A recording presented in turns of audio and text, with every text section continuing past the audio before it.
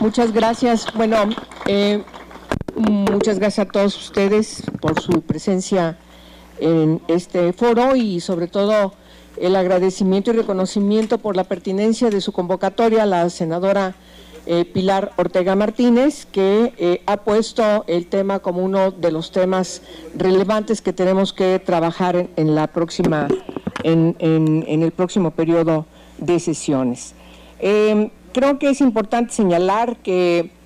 como lo decían quienes nos antecedieron la palabra, hay un compromiso de PRI-PAN-PRD para trabajar en esta materia, lo que significa que este grupo de trabajo que prácticamente hoy está instalando la senadora Pilar Ortega, pues va a tener una conducción muy efectiva y muy eficiente para que podamos lograr el cometido de la revisión legislativa. Estamos comprometidos como país a la armonización,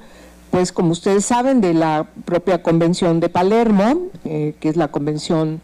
de Naciones Unidas contra la Delincuencia Organizada Transnacional, y por supuesto también la Convención de las Naciones Unidas contra la Corrupción, conocida comúnmente como la Convención de Mérida. Y hay algunas cuestiones importantes que hay que tomar consideración de lo que creemos todavía está pendiente de esa armonización, que fue lo que motivó a la reforma constitucional y posteriormente al diseño y la promulgación de la ley federal en la materia. Hay expertos que nos mencionan,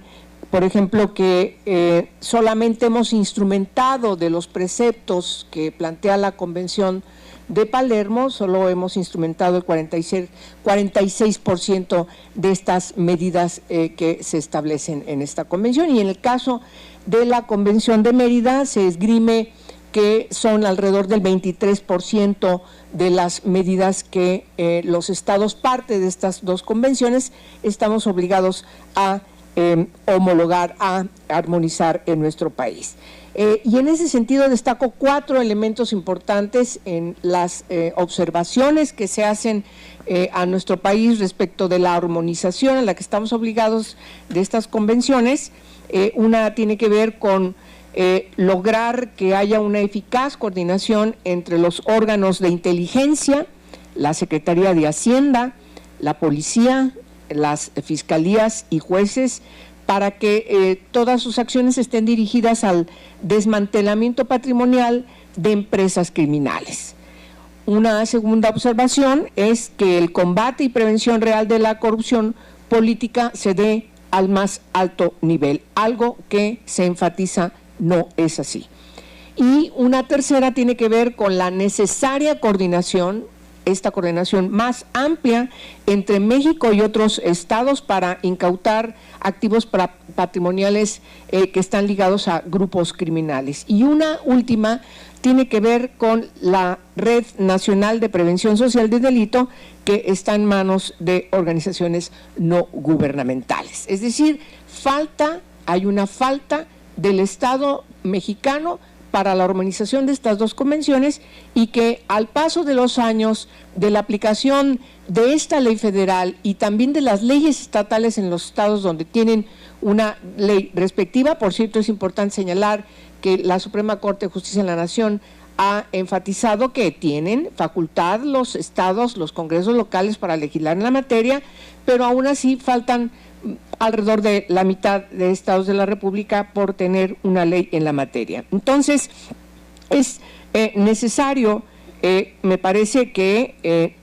tengamos definidos que la figura legal de la extinción de dominio tiene características que la hacen distintas de otras que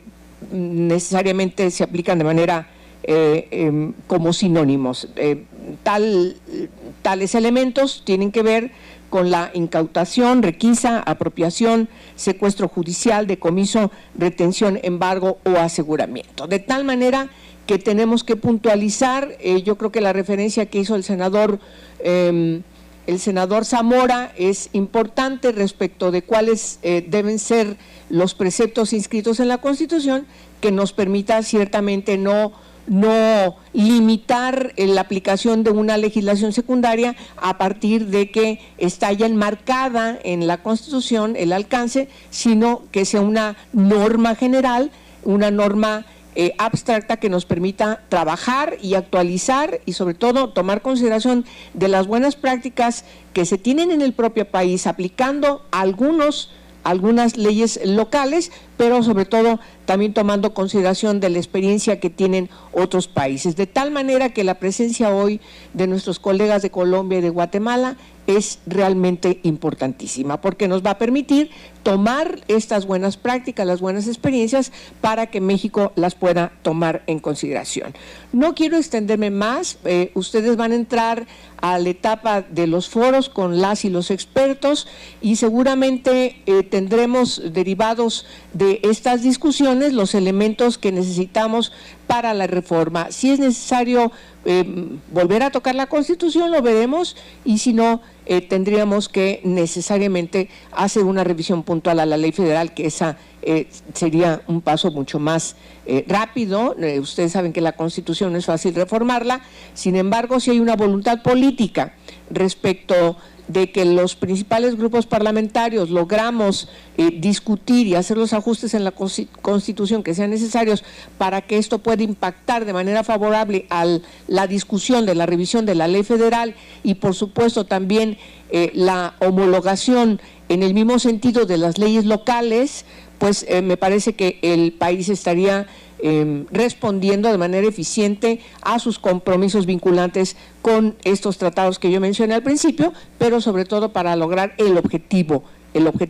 que motivó a la reforma constitucional y al diseño de estas leyes, sobre todo teniendo en este problema uno de los graves problemas derivados de que México no ha podido resolver de manera eficiente la persecución de los criminales, pero sobre todo impactar los recursos que provienen del crimen organizado.